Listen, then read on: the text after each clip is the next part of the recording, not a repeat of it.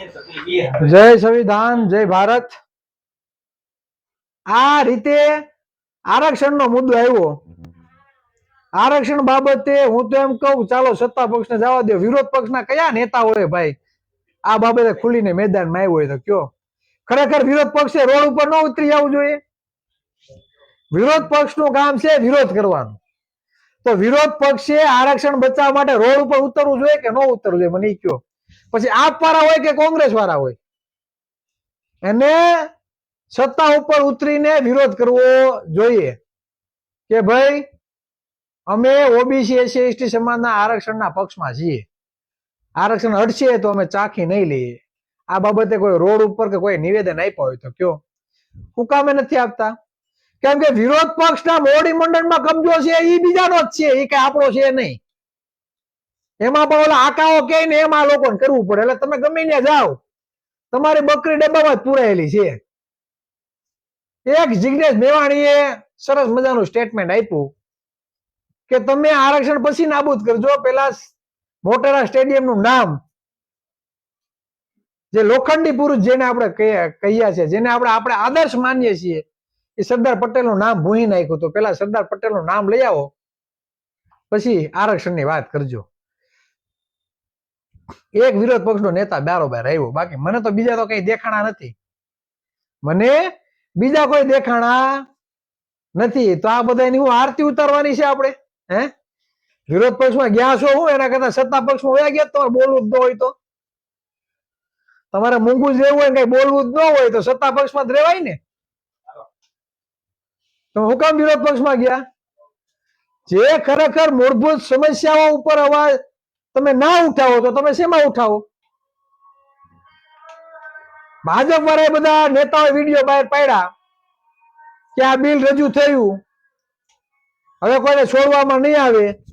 તો વિરોધ પક્ષ વાળા કેવું પડે શિક્ષણમાં સમાનતા લઈ આવો, એના માટેનો બિલ પસાર કરો. નેતાઓનો ને સરકારી કર્મચારીનો કોઈ બી અધિકારીના દીકરા હોય, બધા સામાન્ય વ્યક્તિની જેમ સરકારી સ્કૂલમાં જ અભ્યાસ કરશે. આવું બિલ પસાર કરો ને. ત્યાં તમે સંસદમાં કે ગયા છો તો તમે એટલું કહી નથી શકતા કે આ ભાઈ આ બિલ ભલે પાસ થયો, અમને વાંધો નથી, અમારું સમર્થન છે, પણ શિક્ષણમાં સમાનતા આવે એના માટેનો બિલ પસાર કરો. કે ભાઈ આહિર ભરવાડ હુઈ હુતાર કોળી ઠાકોર બધાના દીકરાઓ મેડિકલ ક્ષેત્રમાં પણ જવા જોઈએ, એમબીબીએસ સર્જન હોતાની બનવા જોઈએ, આઈએસ આઈપીએસ અધિકારી પણ બનવા જોઈએ, કલેક્ટર બનવા જોઈએ, જજ બનવા જોઈએ. દરેકને સમાન અવસર મળવો જોઈએ. તો અવસર મળે સમાન, એના માટેનો બિલ પસાર કરો ને. તો એ કરશે નહીં. શું કામ એ નહીં કરે? કેમ કે એને ખબર છે શિક્ષા શેરની કા દૂધ है, जो पिएगा वो गरजेगा दहाड़ेगा. તમે શિક્ષણથી વંચિત રહ્યો તો જ સત્તા ઉપર કાયમ રહે. તમે શિક્ષણથી વંચિત રહ્યો તો જ લોકો સત્તા ઉપર કાયમ રહે. તો જ એની ફેક્ટરીમાં દાડિયા મળે, એની વાડીઓના કોઈક ભાગ્યા રાખે. બાકી કોણ રાખે? હે, કોઈના ખેતરમાં તમે ભાગ્યું રાખો ને તો તમે ભાગ્યા જ ગણાવ, તમે ખેતરના માલિક ગણાવ નહીં. આ પરિસ્થિતિ છે. ઘણા મિત્રોના કોલ આવે છે. આજે પણ એક મેં પોસ્ટ મૂકેલી છે કે ભાઈ તમે શું પસંદ કરશો? અનામત આંદોલન, અનામત બચાવો આંદોલન કરશો કે સત્તા એ જ કલ્યાણ? આ ઉપર ધ્યાન આપશો. આજે જ મેં પોસ્ટ બનાવેલી છે. આ બે માંથી તમે શું પસંદ કરશો?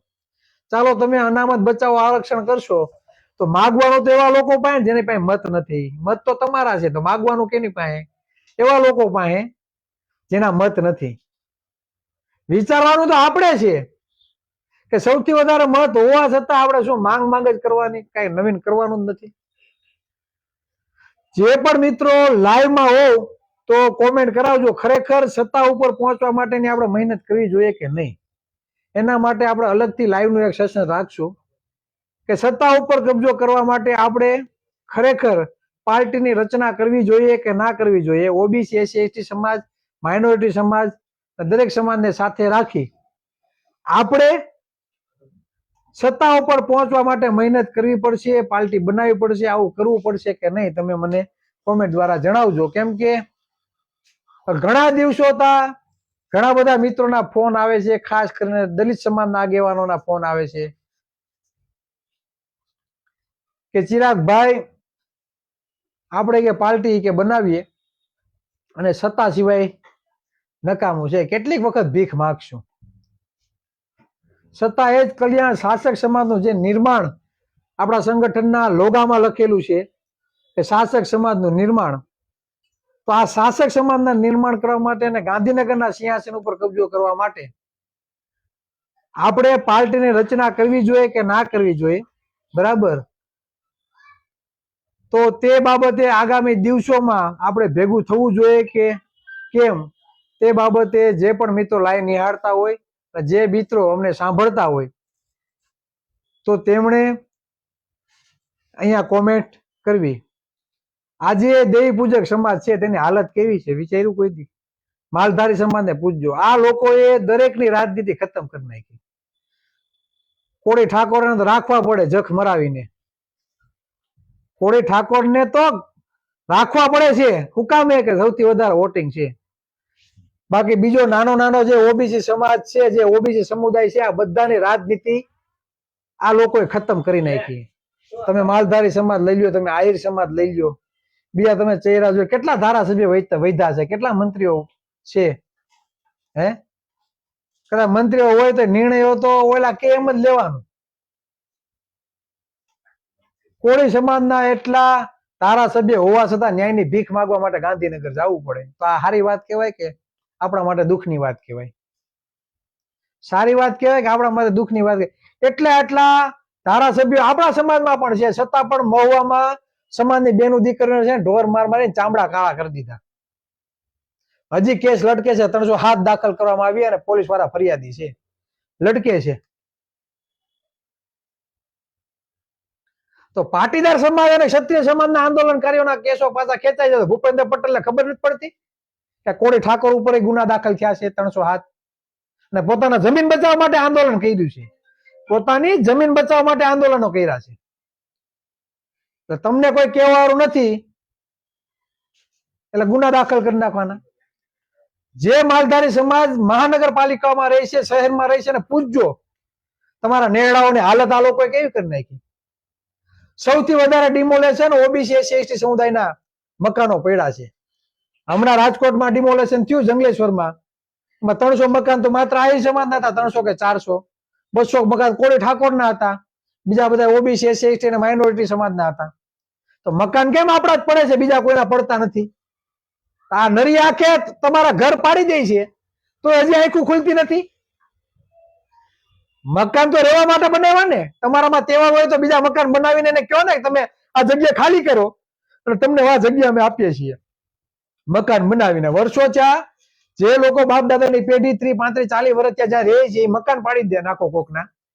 તો સરકારે એ મકાન પેલા એ લોકોને બનાવી દેવા જોઈએ બીજે, પછી એવું કે ભાઈ હવે તમે તમારા મકાન બની ગયા છે, હવે તમે ત્યાં સ્થળાંતર કરો.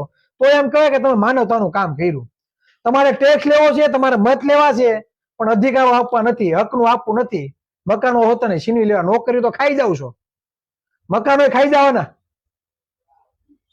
નોકરીઓ ખાઈ જાવ છો, બજેટ ખાઈ જાવ છો, પણ રહેવા માટેના જે મકાનો છે ને એ તમે રહેવા નથી દેતા, એ તમે પાડી નાખો છો. આવું એક જગ્યાએ નથી થયું.